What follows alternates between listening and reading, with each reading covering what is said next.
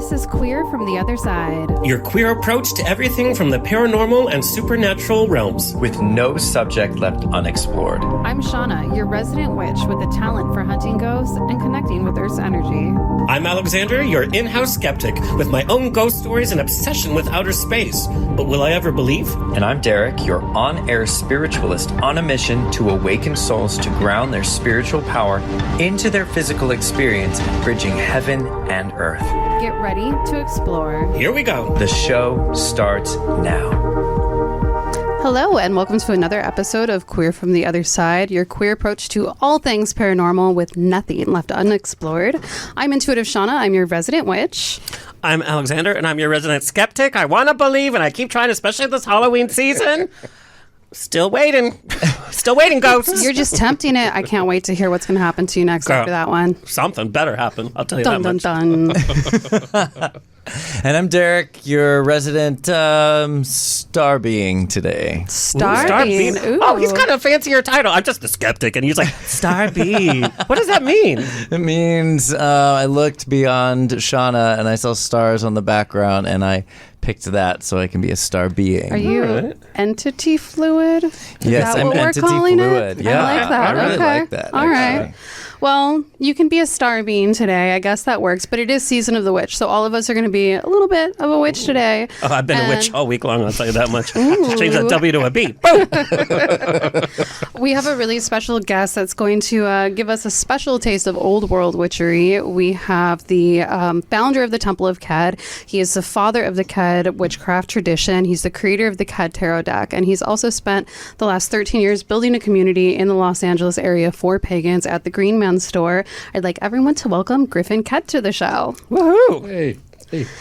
I like how you brought some color to the spooky season, by the way. It is the season, right? Look at that. I'm really jealous of that shirt, honestly, but that's a lot of color for me. I don't know. It's not very dark and spooky, but it's got skulls, so... Okay. Adequately spooky. You're spooky enough. It's fine. I feel like I didn't give you justice with your introduction because you really have created your own tradition of witchcraft, really steeped in British traditional witchcraft and old world witchery. So it's very different than what people think of today. A lot of times people hear witchcraft, they think Wicca. This is very different what you do and what you have presented and started teaching people in the pagan community.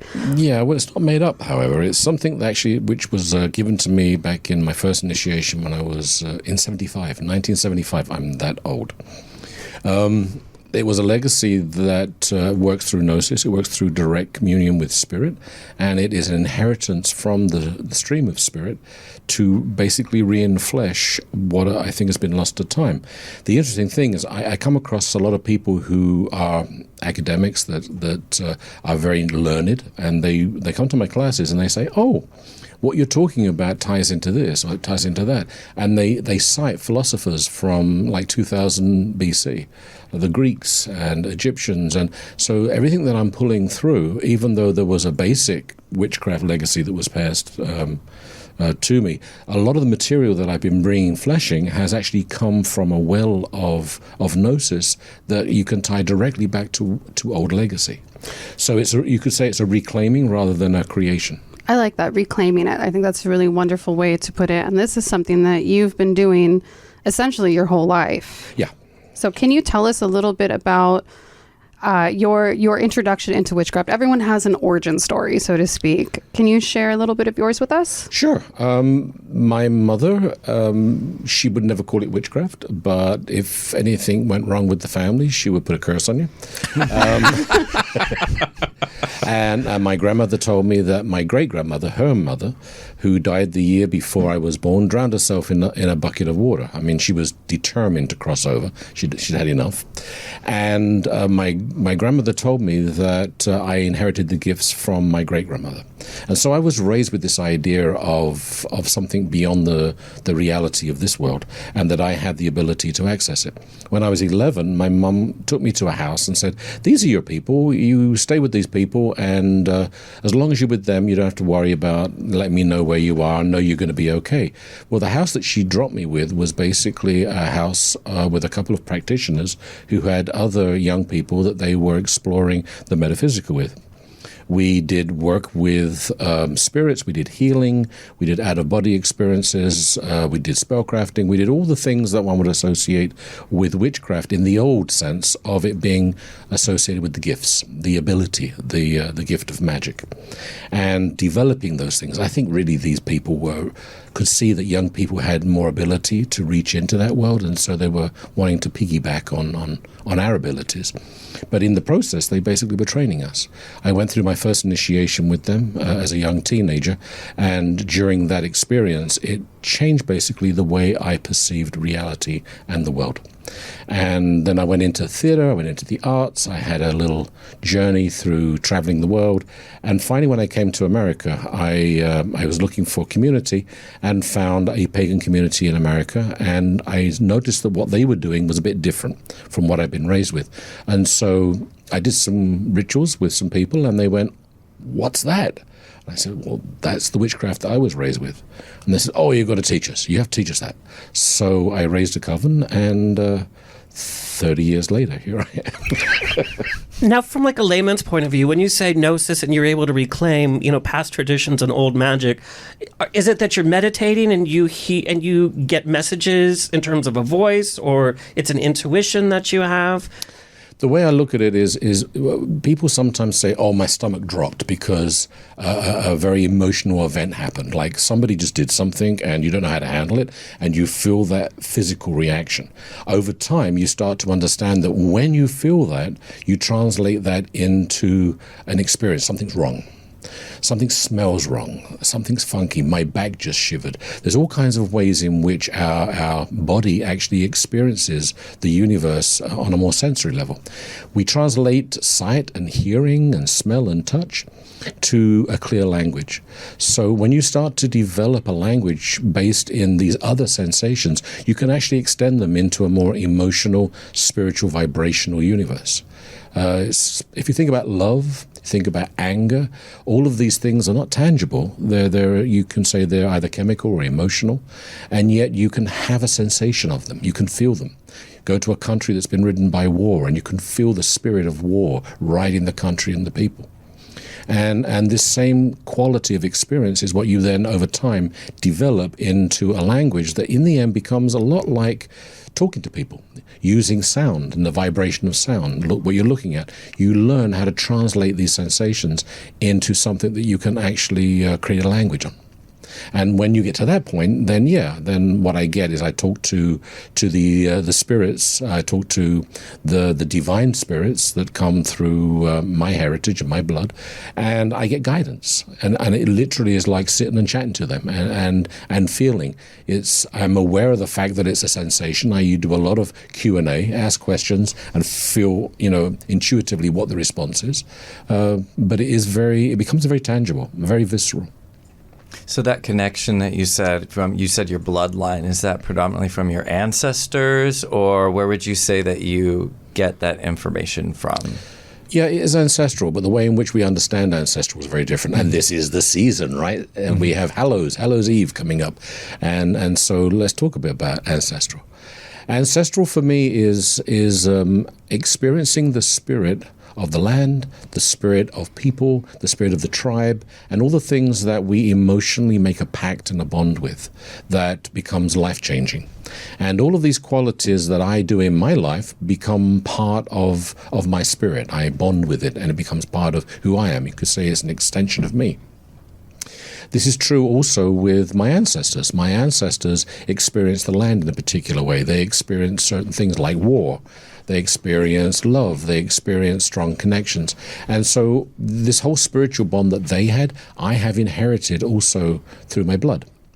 You could say it's genetics. I think they are realizing that a lot of people today have more in their blood genetically and of memory than just basic traits, that it can go a lot further in terms of what the blood actually carries. And so you can look at it in that way if you like. But to me, I look at it more as an artist, inheriting the gift of music, inheriting the gift of art. But my gift is to have an awareness of the legacy that's in my blood and be able to work with it. And part of that, like British, when I used to be obsessed with like King Arthur and the legends. So when I think of British old magic, I think of Morgan Le Fay, and I think of, the Knights of the Round Table and the witches that would be in those kind of stories and kind of the supernatural with that. Obviously Stonehenge, obviously, the Druids, like all of this is kind of from that land. Is that the kind of culture that you're talking about? Does it have any connection with, I know we like to talk about dragons on the show. Does it tie into like those kind of Arthurian ideals and practices? When you look at the mythology, what you're looking at is basically stories that help connect you with a spiritual legacy. And these are just tools of narrative, and very often using visuals that a lot of people have commonly experienced and have said, well, that's how I perceive it. And so it becomes written into the mythology. But the mythology is really designed to incite inspiration of spirit. It's not to explain. It's not like a narrative that leads you to a conclusion. Rather, it provokes a memory. It provokes an artistic response within you, which opens spiritual doors. So when I look at the King Arthur stories and all that stuff, what I'm seeing is challenges of mysteries that I have to participate in order to unlock, so that I get inspiration, and it provokes me to expand my awareness. It provokes me to go through a paradigm shift because I wrestle with it. And the more you do, the more you start to see throughout our history of humanity, whether it's religion or mythology, all of these writings have a lot of common themes and keys in them that are deliberately designed to provoke evolution of our spiritual ability, our ability to perceive beyond the literal. Now, I have a question for you. Yeah. Going back to the concept of working with our ancestors, inheriting things from our ancestors. Yeah. Actually, I feel like that could just lead into just a whole slew of questions. So I'll just I'll start with this Deep one. well. At least from my standpoint, I feel like most of our ancestors, if you go back far enough, they're pagan-esque, at least, right? Like, I feel the concept of the church and Catholicism and a lot of the organized religions we have today is still new-ish. So if we go back far enough, there's probably a witch. You're probably related to the village healer, things like that. But our more closely tied ancestors, our grandparents, our great-grandparents, a lot of them are very religious. And I look at that and I see someone like us, like I feel like a lot of people in my generations, we're the ones that are going back to paganism, right? I mean, there are some hereditary witches and pagans out there, but not as many as there are people that have just found their spirituality. And as this happens, I feel like when we're looking at it from the concept of ancestry and that ancestral stuff, I feel like we got a lot of pissed off ghosts. We have a lot of pissed off ghosts that are going, excuse me, Jesus. But you know what, you bring up a really good point, because we know younger generations are leaving organized religion every single year. It's just not fulfilling them in a certain way because there is no connection. Even if your family dragged you to church when you were a kid, that you don't consider that like a family heritage, and we're just not finding solace. Well, I know from my personal being raised staunch Catholic, we went to church every single day. We prayed the rosary, I don't know how many times a day, to not being connected to that at all. It just didn't offer the solace, and it didn't offer the answers. And the more research you did about organized religion, it's not steeped in anything but men got in a circle and were like, hey, let's make this a rule out of the sun, or let's make this... Let's control people. A mystery or something like that. So that's why I'm skeptical of anything. But you're right. This goes back to a time that before Christianity, it's like, we have... So and when you really look at it, there actually is a lot of the holidays that we have today that are derived from pagan holidays. Piggybacked on. I mean, any of the Christian holidays are piggybacked on. Yeah, and it really kind of helped people assimilate, so to speak. But so you were raised in a very religious household. Can you imagine, like, if I took you to like some pagan ritual, like how your grandmother or great grandmother would feel about that, like being such religious people, though? But here's the thing. So my great aunt was very kooky with the Blue Army. The Blue Army is a part of the Catholic Church. I think it's very outdated now. But you go back to Texas, it's very. Okay. They sit and they'll pray the Rosary 5 times, and they'll be like in almost like a trance-like state, all reciting the Rosary. And they do this to ward off evil. When I came out as gay, the family said it was an evil presence that had come over, and my mom was a black sheep, and they said it was all evil.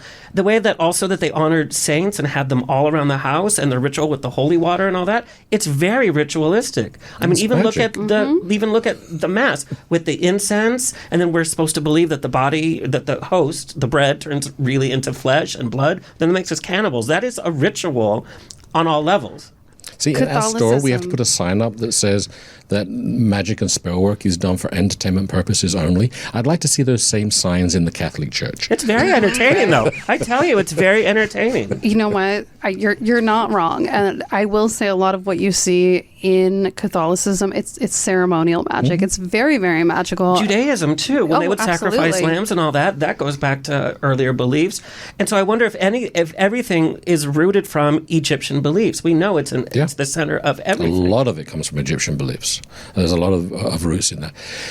In the pagan community today, we've got a resurrection of witchcraft, and there are many different traditions and practices across the board.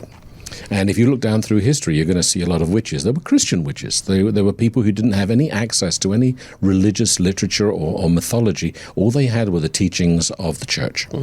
And so they used that. They found ways to use that material and make connections with the root spirits. They used their connection to the land spirits and to what they had inherited through their culture, but they combined it with religious practice in the churches. They became basically pagani, which is the whole pagan term comes from.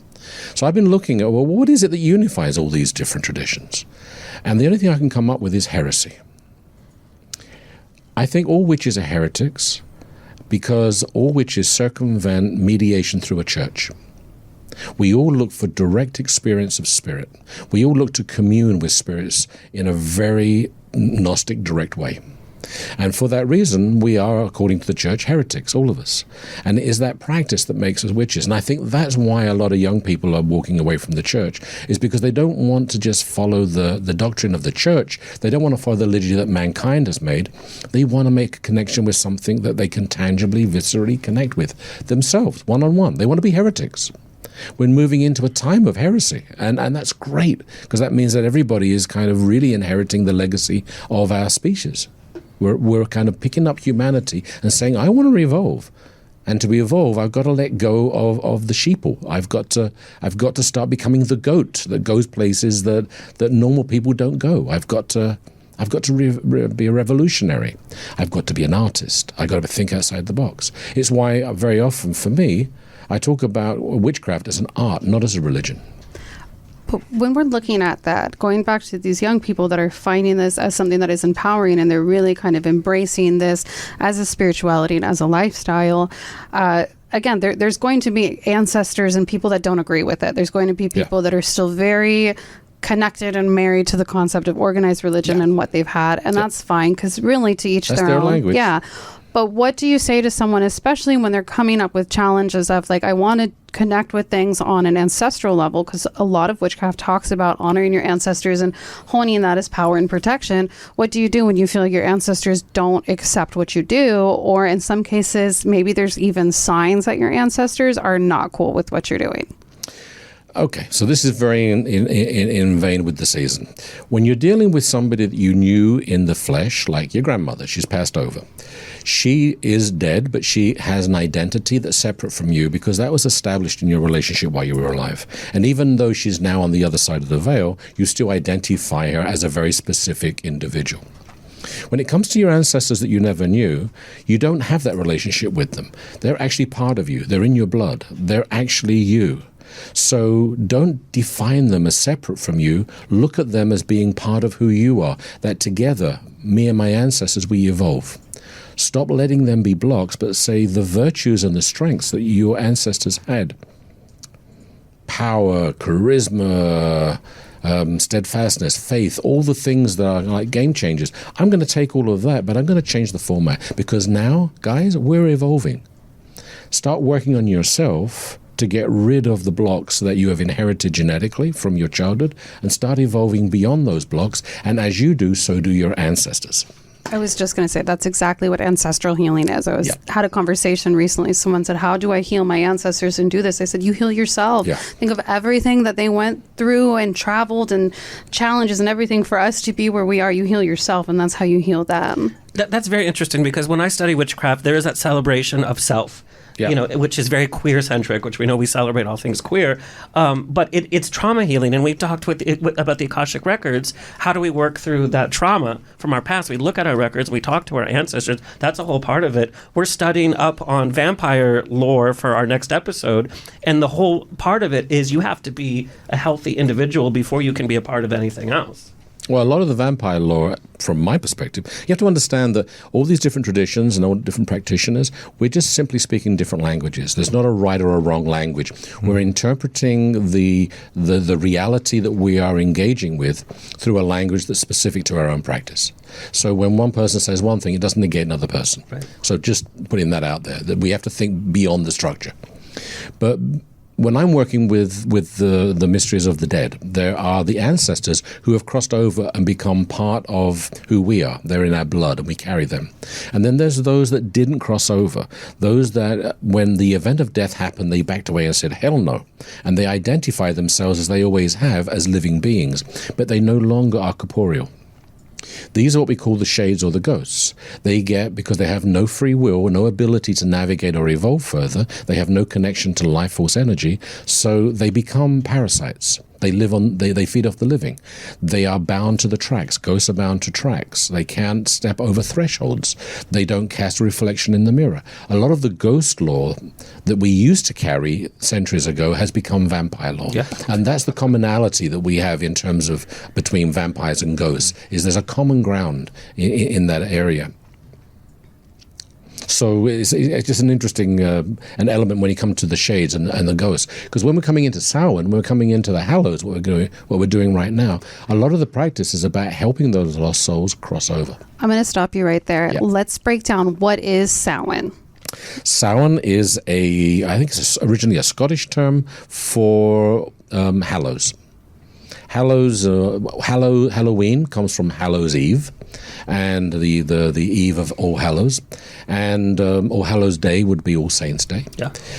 There are these Sabbats in the year, and they mark basically seasonal shifts. If you think about what the sun does as it goes through the seasons, it changes the life force energy of the earth. It affects us, it affects everything that's living. And there are certain thresholds where there's a paradigm shift from one season to another. And they are marked by these Sabbats. So we are actually celebrating these shifts in season, which changes the life force energy of our planet and ourselves. And it's all in response to light. I was going to say, where is it derived from? Is it from lunar, eclipses? Is it from, where is this life force coming from, and why it's light. This part of year every single year? It's light. The primary foundation is the sun and the seasons of the sun in relationship to the earth. That gives us our seasons, and they are locked in. And so our Sabbats are locked in.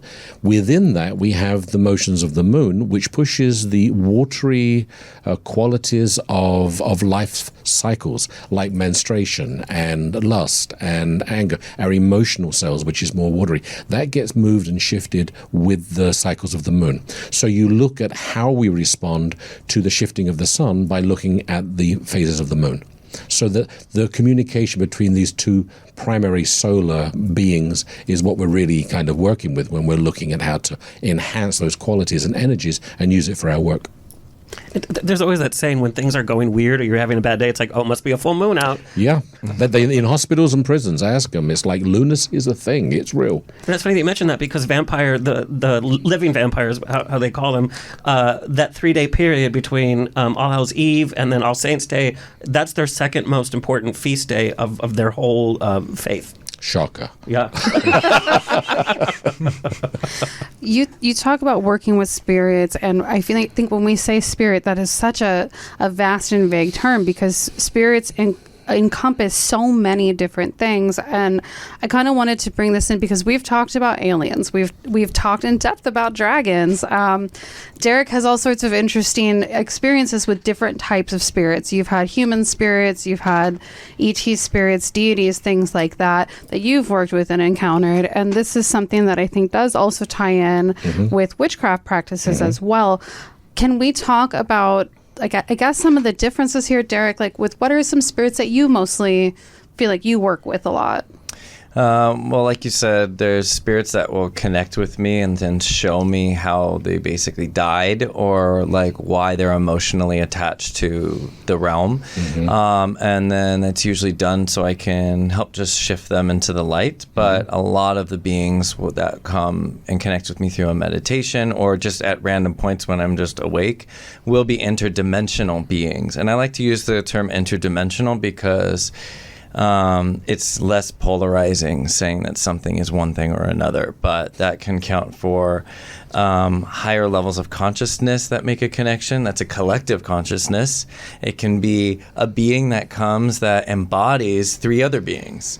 It's so vast that I can't really put a stamp on it, but a lot of energies will come connect with me so that they can open channels within me and clear out stuff with me, like a healing, but I get it from spirit entities.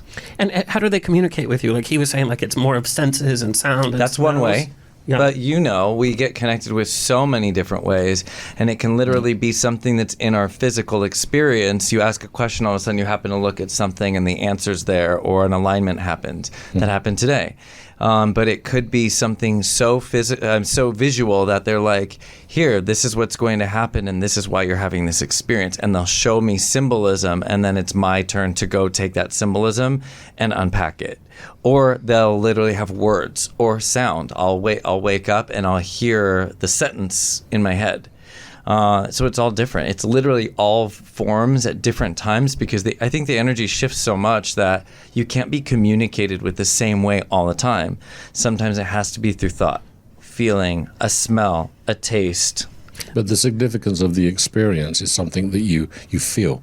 Yeah. It's like you see something and you understand that that's significant, whereas something else wouldn't be. So the key to unlocking, regardless how it comes to you, is it comes back to your innate ability to perceive. Yeah.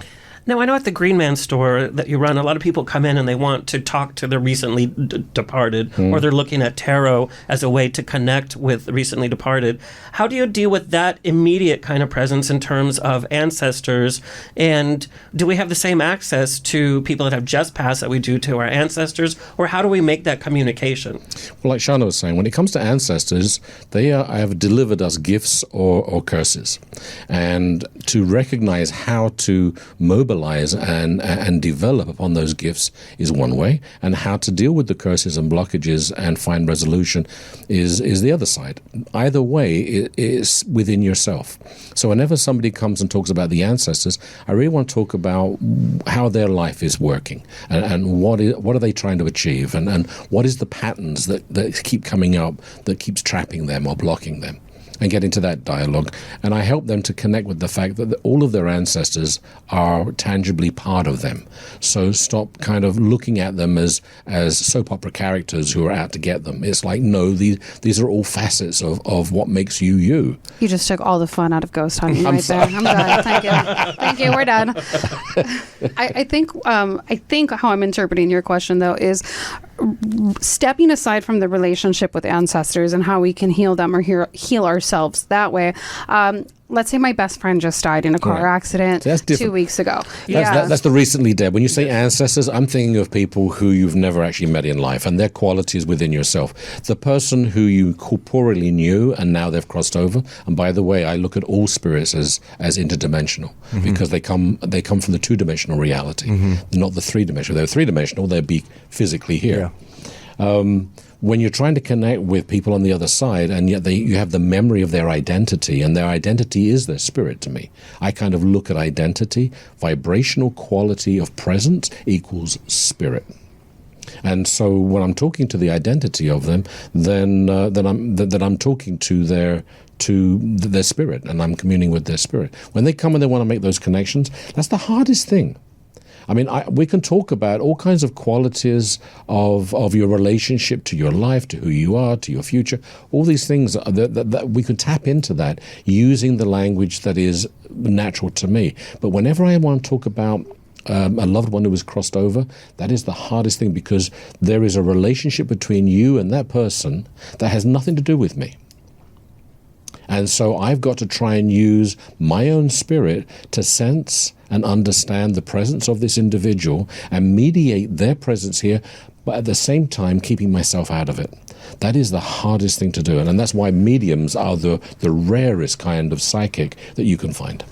I agree with what you're saying, and I feel like in my experience when I've worked with clients to talk to spirits of people that have passed over or animals that have passed over, the hard thing is I say get out of your own way, because you have to remember that the message that you're picking up doesn't have to make sense to you. Yep. It has to make sense to the person that you're talking to. So a lot of times I'll get something really weird or vague and I just kind of convey it and I feel completely crazy. And I just said, but does that make sense? Like one time I really remember this when I was talking to this girl and she was talking about her mom, how her mom had passed, and I felt a presence. I wasn't sure if it was her mom or what, but it just kept saying, tell her I have chickens. I'm like, that's the dumbest thing. And so like through the whole reading, I didn't say it because I was like, that's really dumb. Tell her I have to. So finally I was like, okay, before you go, does this make sense? And she's like, oh my God, my mom's with her chickens. I'm so happy. And I'm like, oh, okay. That actually did make a lot of sense. But that was my lesson. And okay, this reading isn't about you. Take yourself out of it. So it is a little difficult to do. And I think that in itself takes practice and just the trust almost that you have to be able to say these weird things that come to mind that don't make sense. Similarly, I kind of tell this to people sometimes, and I think you and I were talking about this the other day. Not that it's always great to practice doing divination, spirit communication when you're inebriated. I cannot say that is a good thing to do. However, when your inhibitions are lowered, your filter's lowered, you give a lot less fucks. You are going to say a lot of different things, and the accuracy comes out because that filter that's there, it's gone. So you're just saying stuff. But then if you were sober, you're more reserved. You're like, oh, I don't know, and it shuts it back down. This is why gnosis is actually important. Gnosis is mediating. It's not having a conversation in your head. It's actually allowing yourself to be a channel for it to come through you. And one of the ways in which you have to work is you've got to get your mouth working. So I've been known to talk rubbish and just let it go in order to get my lips moving, and then it slips in because you are getting in your own way. As long as you're in your head and trying to be reasonable and trying to figure it out, you're in your own way. You've got to let the mouth just work without your control. And then spirit slips in. And I have a lot of things to say about that, sir. Well, just real fast, but like you and I have talked. Yeah. So I go out a lot. That's part of my other, like my day job. And so I'll have late nights and we drink a lot, right? And I've told you for the past 3 weeks, it's been the weirdest thing because I have been obliterated, right? I'm still within my senses, but that's why I Uber. Don't drink and drive. But I have told my Uber drivers things that are just blurting out. I'm not consciously thinking. I'm not trying to translate. I'm not seeing images. I'm not seeing somebody show me signs. I have said the most ridiculous things because I'm drunk. I'm like, oh, your brother had a wagon that hit you in the leg and it scarred you or something. I'm like, that's 100% right. I'm talking about weird things like that. Or like, you're pregnant and you haven't told your family yet. She's like, how would you know that? I'm sorry, you're the skeptic? I know. But there's no He's the connection. psychic. I'm drunk. Like, I am obliterated. I wake up with one shoe and a box of chicken McNuggets next to me. Like, that's how drunk I am. Okay, but now we're going to start putting a tarot deck there, too. Oh my God, we'll just fan it out above on your pillow. But like to your point, I'm not getting a message and trying to. I'm not seeing somebody from the other side telling me these things. I'm just blah blah blah blah, and then I pass out. But you're channeling it. So that's the thing. When we start breaking down the psychic experience, right? It's called like the clairs. Is like the system that it's all classified. So there's clairvoyance, which is when you see. There's clairaudience when you hear it. There's clairsentient when you feel it. There's claircognizant when you know it. That's what I have. So a lot of times I'll say I hear or I see because it's something that's a lot easier to translate to someone that doesn't understand it. But what it is I just know. You know, sometimes you will hear it or sense it or these different things. So for you might just kind of know it or it's just coming out. But I think the alcohol helps kind of like loosen up that filter that's there. Or it's loosening up a lot of filters. But okay, since we're on the topic of you, though, I'm going to throw you under the broomstick. Very similar to throwing you under the bus. I'm going to throw you under the broomstick, and I want Griffin's point of view on this. Yeah. So as we've started the show, Alexander has been able to read a little bit more about exorcisms and witchcraft and all of these things. Right. Yeah. You've been really like steeping yourself in this. You've had a lot of different experiences that we'll just put question marks on because you are skeptic. You're unsure. But at one point, I gave you a birthday gift. I gave you frankincense, Florida water, black tourmaline. I think that was it. I got the witch kit. Like I got the kit for beginners, and I read up on it. You also gave me a bracelet, black tourmaline, and I would not take it off, even in the shower, whatever. And then it was right after we talked to Patty about opening up to spirit. So I started every morning and every evening, just sitting there and be like, Spirit, if you're there, just show me that you're there. Connect with me. I'm open for any whatever. I did that morning and night. I lit the incense. I was doing Blue Lotus. I had the white sage. My life turned to complete shit almost exactly the day that I started, literally to the point that my kitchen exploded, got sick. I mean, like everything that could happen did happen. I'm going to just slip in here too. Just one thing to consider is that all of this was also during a Mercury retrograde. Okay, but still. There's another. But I have to tell you, there's another way to look at this. Oh, okay, but let me finish, because I was like, I'm enough with this. Yeah. So, and then my best friend joked, this only started happening when you really got into this. I'm like, oh, I took off the bracelet, and immediately I felt the sense of relief. I didn't touch any of the incense. I didn't try to connect with spirit. My life got back to normal literally that same day. They came and repaired my kitchen. Everything righted itself, and I have felt so good since. Herman Hesse talks about there being a chick inside an egg, and how when the chick wants to emerge into a larger universe, it has to break the egg in order to emerge into a larger universe. You have to go through a crisis of destruction when you are going through a paradigm shift from one reality to another. When you're using tools to deliberately change your way of seeing the world, and that's really what it is. It's you're provoking evolution. People in the literal world are always trying to lock everything down, find reason and structure, and try and hold everything into stasis to kind of stop it from changing. Change is one of the most scariest things we have in our world, and we work not to have any change. I hate change. If you get into witchcraft and you start using tools that are raising the vibration of spirit and trying to take away all the things that inhibit change, you're going to go into a crisis event. Things are going to start falling apart. It's part of the destruction that has to occur in order for you to emerge in a new universe.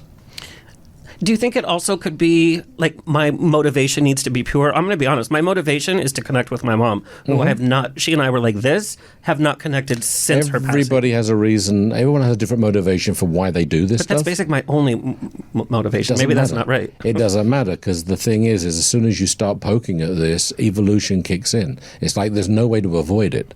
Evolution of how you see the world is going to change when suddenly you make a connection with somebody who's non-corporeal. Oh, there's my mother, and I'm having that awakening. Everything changes, not just your relationship with your mother. And so you, by poking the bear, you are looking to change your world. Well, and how do you deal with this? Because I know, you've had a rough couple of weeks. How do you balance that out with the positivity that you're receiving, the spiritual connections that you have? Like, do you ever tell the spirits, like, hey, knock it off? I'm known to yell at my altars once in a while when I'm having like a really rough time. I'll turn. I'm like, and what the fuck are you guys doing? If you're so connected, why would they let these things happen? It's a human experience, so we need to. It goes back to what he's talking about. So we have to remember that when there is destruction, there's creation at the same time. So the reason why something is breaking down is because something's building up. Because that experience that we're having means there's something on the other side of it. And that's when I talk about not polarizing. So when you say, how did you go through these experiences and still have positivity about it? It's because I know in that very moment, my higher awareness sees that, oh, if this is happening, this is also happening. I don't separate the two. I don't separate myself from the experience. I go, this is for me. I don't know why this is for me. I can't see what it is, but I know it's helping me to evolve, going back to that word. And that's a very important word, because that's literally what we're all doing on the planet is evolving to evolve the universe. And so I see it from that perspective. Even in the most challenging times, I'm like, oh my God, how is this for me? I'll even ask the question, but I'll still put it in there that I know this is. And so if you can look at your experience to go, this destruction means there's also creation, you're going to activate power because you're not polarizing to a negative or a positive. You're going, it's all part of one big thing. Part of the problem is when you're in the position that you're in, tied into the realm of reason. Magic doesn't happen. Things that are non-corporeal aren't real. When you're locked into that realm of reason, then the problem is that you can't really perceive anything beyond it. So you're looking at the idea of spirits and ghosts and deities anything, you're looking at it as a soap opera actor. You're giving it, you're empowering it with the Christian kind of perspective of like the old guy with the beard hanging on a cloud, throwing lightning bolts at you. It's not like that. Think of it more like quantum entanglement. Think about how we are not separate from each other. We're all entangled with each other. That there is a spiritual connection between us, and we are infecting each other as we encounter each other, and therefore provoking evolution. And the more that you allow that to happen, the more you negate trying to stop that process, then all of a sudden you're in fast-forward evolutionary state.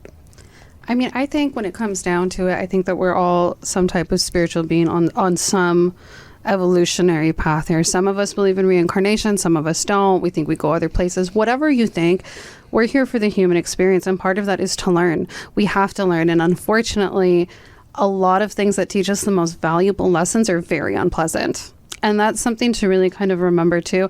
That does not mean that when things are rough for me, I am not talking shit to my spirits. I am at my altar. I'm like, excuse me. Yeah. I just gave you some really nice tequila. What is this nonsense? Like, I do that.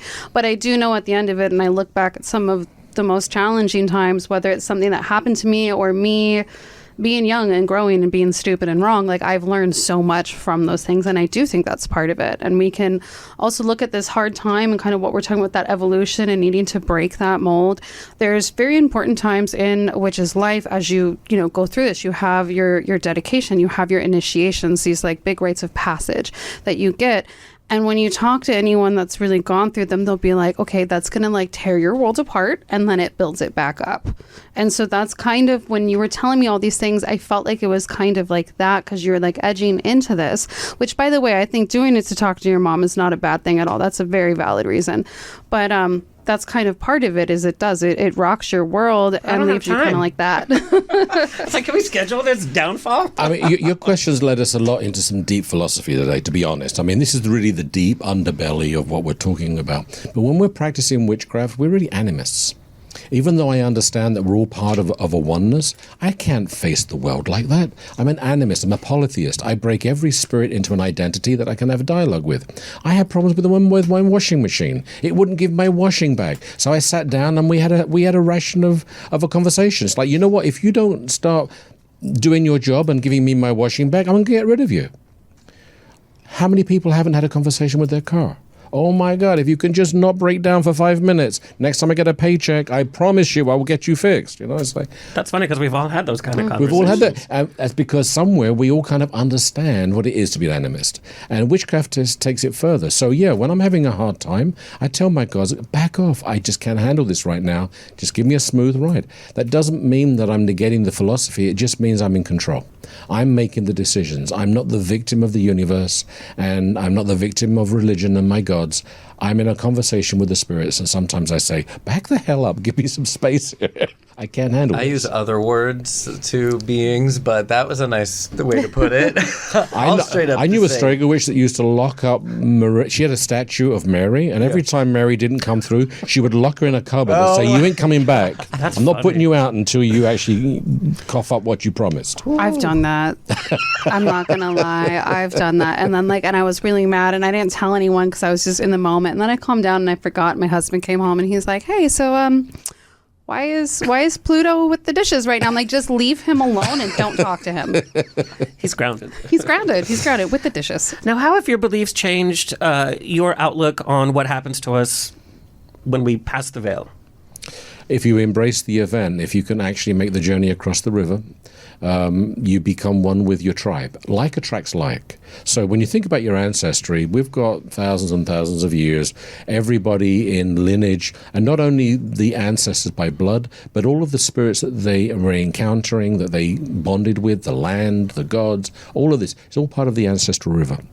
So you're looking at an overwhelming kind of landscape. What I believe is that like attracts like. So the tribe that is true to your spirit and who you are will be attracted to form like an island within the river, and we get to basically hang out. We get to experience each other in unity, that we become unified with those of kindred spirit. So my island's going to be like a big gay nightclub then. Exactly. Yeah. And my mom your island will be Mykonos, and your mum will come and she'll scream at you. And she'll be the one partying before me. Talk about ancestors. Like she set the party life for me. Speaking of life after death and things like that, you made a really interesting statement where you talked about how our ancestors become us, and they're part of that. In my tradition, I practice Strega. We actually believe that you are a reincarnation of your ancestors. Yeah, it's just a different language. I mean, to me, reincarnation is a problem for me when I look at, for example, All Hallows Eve. For us, we practice sitting down and having meals with our loved ones. We put the photos out, we put the candles out, and we make food for them, and we sit and we actually commune with them. I can't commune with my grandmother if she's been reincarnated as a full corporeal person somewhere else on the planet. It's like she ain't present. So I have a problem with working with reincarnation and reconciling it with the rest of my practices. But when we talk about reincarnation, we're talking about ancestral memory. It's like, oh, I have past life memories. It's like, well, of course you do, because you have the memories of all of your ancestors. And that is a past life memory. You didn't have to be in a corporeal form to have it, even though you were. He was your ancestor. So I kind of look at it as a language thing. I also do not like the idea of karma. I don't like the idea of being locked into some god or some lords of karma judging me and locking me into a destiny. I don't see how you can do witchcraft and spellcrafting if you think you're locked into a destiny based on your actions from a past life. There's a collision there in my practice. So I don't go to that direction. I say, no, I have the ability to change my fate, to change my stars, and I work with the ancestors, not with the idea of reincarnation. India is based on reincarnation. And if you go there, I went for a visit there, and I said, I want to go to the Hindu temple and party. And they're like, you can't go to the Hindu temple because you're not Hindu. And I said, but what if I were to convert? And they said, you can't convert. If you was meant to be Hindu, you would have been born Hindu. Oh, that's interesting. And they said, and if we were even to think about you converting to Hinduism, what caste would you be put into? Wow. And I went, oh, I get it. Yeah. You experience like a nation of people in abject poverty who accept their karma because they were born to it. There is no revolution or change their stars. There is an acceptance of predestination. And so that's another reason why, as a witch, I just can't embrace that idea. Yeah, as a witch, I don't think you can, because the whole, well, not the whole thing, but part of it is being in control of your own destiny and being able to twist things. But I do think a lot of times when people are talking about karma these days, we're talking more about the cause and effect. You're talking about karma in its traditional sense. We're talking more about cause and effect. There's a lot of different terms for that these days. The Wiccans have the rule of three. A lot of people say the rule of three isn't there. Whatever you want to believe, I believe in cause and effect. If you do something mean is going to happen to you. It becomes a two-way door. It swings both ways, and it might smack you in the face. You are the architect of your own reality, and if you're a shitty person, you live in a shitty reality. But karma's also been used to take possession of people. Like if you look at the Christian faith, if you don't act good and you don't go to church and pay your Christian tithe, you could go to hell or you could go to purgatory. That's using karma as, but a lot to control. The problem is a lot of people, they don't want to, in the end, take responsibility. They want to feel like children being taken care of by some deity. Even though I work with gods, I don't see them as being an authority over me. I see myself as being responsible for my own actions and what I create. So I'm not looking for them to say it's okay and to fix things that are broken. I'm prepared to take the responsibility for my actions. And I think that's the reason why people want that. They want to believe in the gods as being parents. They want to believe in religion as somebody else is taking care of it. And there is a way that they can correct their bad behavior and finish up in the good house. Okay, we have I have so many more questions. Yeah, I I think we could just keep going and going, but we do have a time limit here. So I do have one last question for you. You do have the Temple of Ced is presenting their Samhain ritual coming up October 26th. 26, yeah. That is a very profound, hardcore ritual that I love. I think it's beautiful to see everyone come together as a community. It is honoring. Working. Yes. It's a real witchcraft work. Yes. Can you walk us through that? It does talk about, we do honor our ancestors in it, but there's so many layers to that. Can you give us a little taste of witchcraft real quick? Sure. I mean, it's the biggest gathering, I think, in Los Angeles. And everybody who comes, it's not fancy dress, it's not Halloween. We have around a 22-foot running altar where people can bring the pictures of their own loved ones and create an ancestral order so they can work with it. And we give them time to do so. And then in the ritual, we work with what's called the wild hunt. Now, the idea behind the wild hunt is that there's a lot of lost souls in the world, and that because they backed away from death, they have no way to cross over. And so there is something called the wild hunt with Hern or Gudamnid or Goda or Holder, even like Goda originated with, a later rendition of Goda would be Mother Goose. These are all psychopomps that carry lost souls into the underworld. They get them across the river. We work with the wild hunt, and we do a working that is called the Great Mill of Witchcraft, where we create a vortex of power, and we create basically an opening between dimensions. We call upon the wild hunt, and we bring all the lost souls in, and we cross them over. It's a very powerful, emotional, amped up working, and when you see 200 people doing this work, I'm surprised the roof's on the building when we finish. It's like people are a blather. At the same time, we have seers calling out messages for closure. People who have lost loved ones are getting closure and letting their loved ones cross, because everybody needs closure to let go. All of this happens at the same time. It's a very complex, multi-layered working, and people come back year after year. It's quite an experience. If you haven't been in a room with 200 people doing the Great Mill, recommend coming and checking it out. And it is something that is open to the public. So, yes. As long as there are tickets. As long as there's tickets. So, where can people find tickets? Where can people find you? At the Green Man Store in Burbank. We recently moved to a lovely location in Burbank on Hollywood Way, and you can find us online as well at thegreenmanstore.com. And you can actually buy tickets online through thegreenmanstore.com. Yeah, so you can buy tickets for it. Griffin teaches a whole slew of classes. There's a lot of different practitioners and teachers there. But if you guys want to learn more about Griffin and how he does things, that you guys can go to thegreenmanstore.com. I do a lot of classes online. I do hybrid classes where I do Zoom classes as well, teaching. It's a very different approach to witchcraft in general. So, thank you so much for your time and your knowledge and all of it. We didn't talk about dragons once. There's so much we want to get into. We didn't talk about aliens. We talked about fairies. There's so many things we didn't get into. I want to talk about the fairies. We'll have to do a part 2. We're going to have to do a part 2. My fairies. Okay, but before we go, I know that we have to go, but there are a couple things. First of all, now that you guys have gotten like a little taste of some of the old world art of witchcraft, how do you feel like that relates to you, like, and your queer sensibilities, like looking at this? How do you feel like that? To me, I think it's about honoring yourself. It's being you and accepting part of that. But it's also, I feel like with witchcraft in general,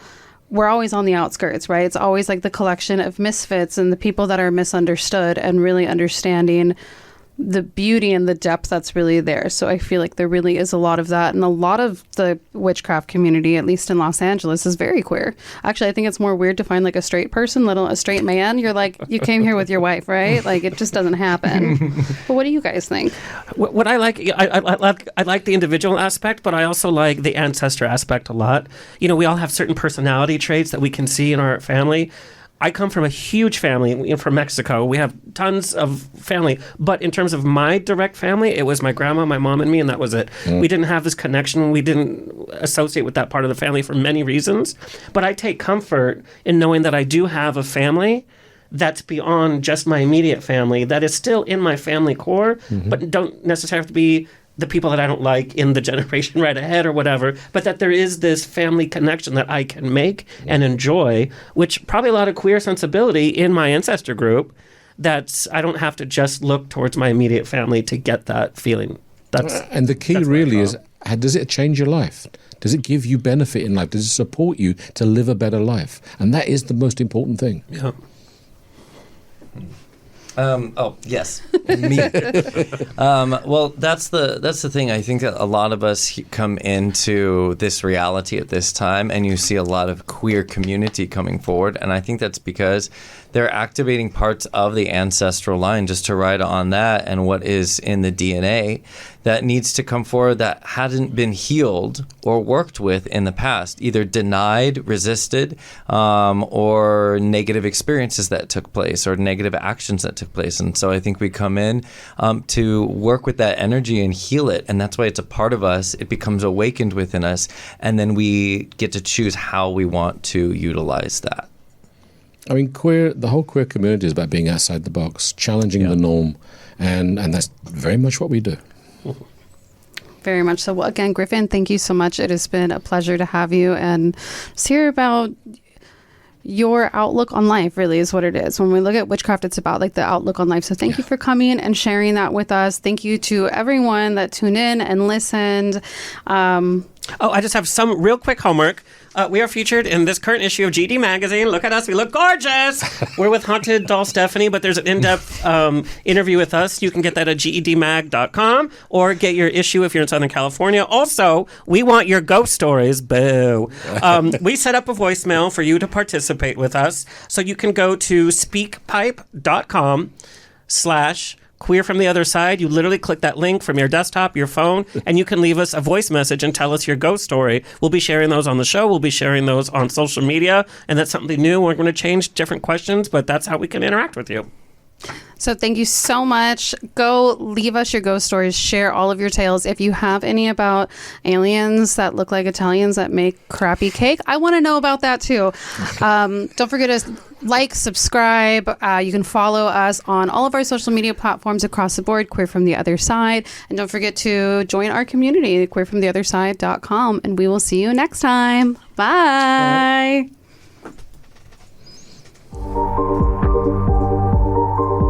That was another episode of Queer from the Other Side. Please like, share, review, and subscribe.